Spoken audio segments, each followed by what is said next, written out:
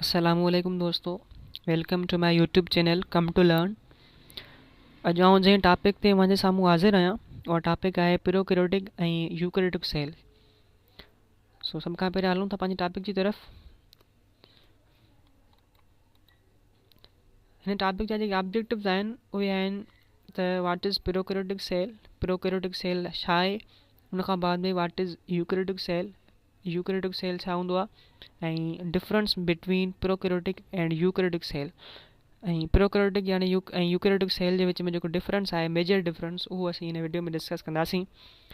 हलूं था पहिरीं स्लाइड जी तरफ़। सभ खां पहिरियां आहे त प्रोकैरियोटिक सेल आहे छा। हाणे पहिरियां वर्ड जेको आहे प्रोकैरियोटिक, इन खे सम्झी वञूं त इन जो इहो वर्ड किथां आयो आहे ऐं कहिड़ी ॿोली मां इन जा जेको लफ़्ज़ निकितल आहे। चए थो the word prokaryotic is the combination of two Greek words. जेको प्रोकैरियोटिक वर्ड आहे इहो ॿिनि यूनानी लफ़्ज़नि जो मिलाप आहे। हिकिड़ो पिरो, ॿियो आहे कैरियोन। हिकु पिरो, ॿियो कैरियोन, इहे ॿ जेके वर्ड्स आहिनि इहे यूनानी वर्ड्स आहिनि जेके मिली करे प्रोकैरियोटिक सेल जो वर्ड ठाहिनि था। हाणे पिरो जी माना आहे बिफोर ऐं कैरियोन जी माना आहे न्यूक्लियस। ठीकु आहे। जेकॾहिं हिन जी डेफिनेशन जी तरफ़ ईंदासीं असांखे सॼी ॻाल्हि सम्झ में अची वेंदी त प्रोकैरियोटिक सेल आहे छा। चए थो अ सेल इन विच true nucleus is absent and nucleus material is not enclosed in nuclear membrane, that cell is called prokaryotic cell। चए थो अहिड़ो सेल जंहिंमें ट्रू न्यूक्लियस जेको आहे उहो एब्सेंट हुजे ऐं न्यूक्लियर मटीरियल जेको आहे उहो न्यूक्लियर मेम्ब्रेन में इनक्लोज न थियल हुजे, त अहिड़े क़िस्म जे असां सेल खे चवंदासीं प्रोकैरियोटिक सेल। हाणे एतिरी ॻाल्हि सम्झ में अची वई, पर हिते हिकिड़ो सुवाल थो पैदा थिए त ट्रू न्यूक्लियस जेको आहे इहो छा आहे। जेसीं असांखे ट्रू न्यूक्लियस जेको आहे सम्झ में न ईंदो तेसीं असां कीअं सम्झूं त इहो ट्रू न्यूक्लियस छा आहे जेको हिकिड़े सेल में मौजूदु न आहे ऐं न्यूक्लियर मेम्ब्रेन में उनजो जेको मटीरियल आहे उहो इनक्लोज न आहे थियल। त असांखे छा आहे इहो ट्रू न्यूक्लियस जेको आहे इहो आहे छा। सभ खां पहिरियों इनखे सम्झूं त पोइ असांखे डेफिनेशन जेका आहे उहा प्रोकैरियोटिक सेल जी बहितर सम्झ में ईंदी।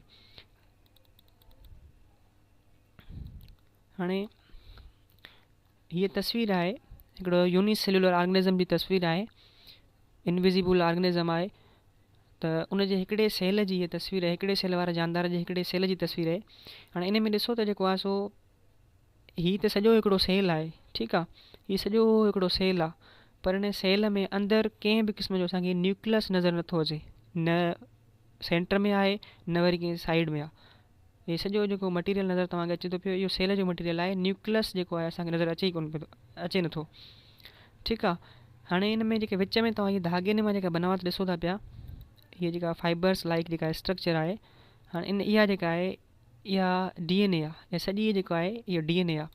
हाणे इहो DNA जेको आहे बेसिकली न्यूक्लियस जो जेको आहे पार्ट आहे, न्यूक्लियस में अंदरि मौजूदु हूंदो आहे, न्यूक्लियर मेम्ब्रेन में इनक्लोज थियल हूंदो आहे। ठीकु आहे। हाणे हिते न्यूक्लियर मेम्ब्रेन आहे ई न, पर DNA न्यूक्लियस जो मटीरियल आहे। हाणे उहो सेल में पकड़ियो पियो आहे, छाजे करे त न्यूक्लियस आहे ई न। चइबो त इहो जेको आहे ट्रू न्यूक्लियस न आहे। हाणे हिते सम्झ में ॻाल्हि एतिरी अचे थी असांखे, या एतिरो जेको असां चई सघूं था त जॾहिं न्यूक्लियर मेम्ब्रेन मौजूदु न हुजे सेल में ऐं न्यूक्लियस वारो जेको मटीरियल आहे उहो सॼे सेल में पकड़ियो पियो हुजे, त अहिड़े क़िस्म जे असां सेल खे चवंदासीं प्रोकैरियोटिक सेल, यानी हुते न्यूक्लियस वारो मटीरियल त मौजूदु हूंदो पर न्यूक्लियस मौजूदु न हूंदो। ठीकु आहे। इन करे चवंदासीं इहो ट्रू न्यूक्लियस न आहे, इहो फॉल्स न्यूक्लियस आहे। उन खां बाद में आहे यूकैरियोटिक सेल। हाणे यूकैरियोटिक सेल छा आहे।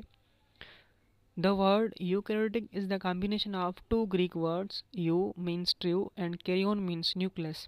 ये भी ॿिनि ग्रीक वर्ड्स जो कॉम्बिनेशन आहे, हिकु U means true and karyon means nucleus। A cell in which there is a true nucleus is present and nucleus material is enclosed in the nuclear membrane, that cell is known as eukaryotic cell। यानी अहिड़ो sale जंहिंमें true nucleus जेको आहे present हुजे ऐं जेको nucleus material आहे उहो न्यूक्लियर मेम्ब्रेन में इनक्लोज थियल हुजे, त असां अहिड़े क़िस्म जे सेल खे यूकैरियोटिक सेल चवंदासीं। हाणे हिते प्रोकैरियोटिक में असां सिखियोसीं त जेको ट्रू न्यूक्लियस आहे उहो एब्सेंट हूंदो ऐं जेको न्यूक्लियस मटीरियल आहे उहो कंहिं बि क़िस्म जे न्यूक्लियर मेम्ब्रेन में इनक्लोज थियल न हूंदो। जॾहिं त हिते यूकैरियोटिक सेल में हिन जी अपोज़िट ॻाल्हि करे पियो त ट्रू न्यूक्लियस बि प्रेज़ेंट हूंदो, प्लस में ट्रू न्यूक्लियस जो जेको मटीरियल आहे उहो न्यूक्लियर मेम्ब्रेन में इनक्लोज थियल हूंदो। त अहिड़े सेल खे यूकैरियोटिक सेल चवंदासीं। जीअं तस्वीर में ॾेखारियल आहे ॾिसो त हाणे हीअ सेल आहे। हाणे इन सेल में हीअ न्यूक्लियस मौजूदु आहे, जेको हीअ तव्हां ॾिसो पिया गोल, इहो न्यूक्लियस आहे। हाणे इहा जेका ब्लैक लाइन आहे इहा जेका आहे गोल जेका ब्लैक लाइन आहे इहा न्यूक्लियर मेम्ब्रेन जी आहे। इहा न्यूक्लियर मेम्ब्रेन खे शो ऑफ करे थी पई।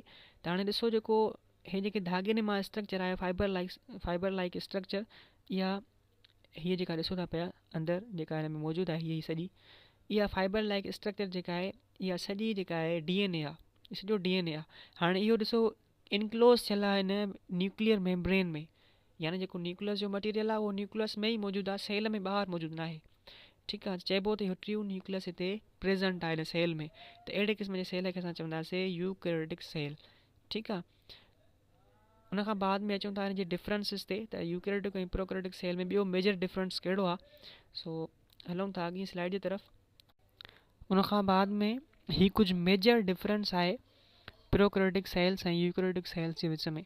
सभ खां पहिरियां पाण पढ़ियोसीं त प्रोकैरियोटिक सेल्स में ट्रू न्यूक्लियस न हूंदो आहे ऐं यूकैरियोटिक सेल्स में ट्रू न्यूक्लियस हूंदो आहे। उनखां पोइ प्रोकैरियोटिक सेल्स में न्यूक्लियर मेम्ब्रेन बि एब्सेंट हूंदी आहे ऐं यूकैरियोटिक सेल्स में जेका न्यूक्लियर मेम्ब्रेन आहे इहा प्रेज़ेंट हूंदी आहे। उनखां पोइ प्रोकैरियोटिक सेल्स में जेके न्यूक्लियस जा जेके ऑर्गेनेल्स आहिनि उहे न्यूक्लियर मेम्ब्रेन में इनक्लोज थियल न हूंदा आहिनि ऐं यूकैरियोटिक सेल्स में जेके न्यूक्लियस जा ऑर्गेनेल्स हूंदा आहिनि उहे न्यूक्लियर मेम्ब्रेन में इनक्लोज थियल हूंदा आहिनि। ठीकु आहे, उनखां पोइ प्रोकैरियोटिक सेल जेके हूंदा आहिनि उहे स्मॉल एंड सिंपल सेल्स हूंदा आहिनि ऐं यूकैरियोटिक सेल्स जेके हूंदा आहिनि उहे बिग एंड कॉम्प्लेक्स सेल्स हूंदा आहिनि। उनखां पोइ प्रोकैरियोटिक सेल्स जेके आहिनि उहे उन्हनि में हिकिड़ो जेको आहे घणो करे हिकिड़ो फॉल्स क्रोमोसोम्स हूंदो आहे। जहिड़े तरीक़े सां असां फॉल्स न्यूक्लियस पढ़ियोसीं प्रोकैरियोटिक सेल्स में, साॻे तरीक़े सां फॉल्स क्रोमोसोम्स बि उन्हनि में हूंदो आहे। हिकिड़ो क्रोमोसोम, सॉरी हिते क्रोमोसोम्स लिखिजी वियो आहे, पर हिकिड़ो क्रोमोसोम्स घणो करे उन्हनि में फॉल्स क्रोमोसोम्स मौजूदु हूंदो आहे। ऐं यूकैरियोटिक सेल में हिक खां वधीक ट्रू क्रोमोसोम्स मौजूदु हूंदा आहिनि। ऐं प्रोकैरियोटिक सेल्स में जेके आहिनि इहे घणे क़दुरु इहे सेल जेके आहिनि यूनिसेल्युलर ऑर्गेनिज़म्स में हूंदा आहिनि ऐं यूकैरियोटिक सेल्स जेके आहिनि इहे घणे क़दुरु मल्टी सेल्युलर ऐं यूनिसेल्युलर ॿिन्हिनि में हूंदा आहिनि। ठीकु आहे, यानी मल्टी सेल्युलर जेके ऑर्गेनिज़म्स आहिनि ऐं यूनिसेल्युलर जेके ऑर्गेनिज़म्स आहिनि ॿिन्हिनि में यूकैरियोटिक सेल्स जेके आहिनि उहे प्रेज़ेंट हूंदा आहिनि ऐं जेके प्रोकैरियोटिक सेल्स आहिनि इहे जस्ट जेको आहे घणे क़दुरु यूनिसेल्युलर ऑर्गेनिज़म्स में ई हूंदा आहिनि। उनखां पोइ प्रोकैरियोटिक सेल्स में एंडोप्लाज़्मिक रेटिकुलम न हूंदो आहे ऐं यूकैरियोटिक सेल्स में एंडोप्लाज़्मिक रेटिकुलम हूंदो आहे।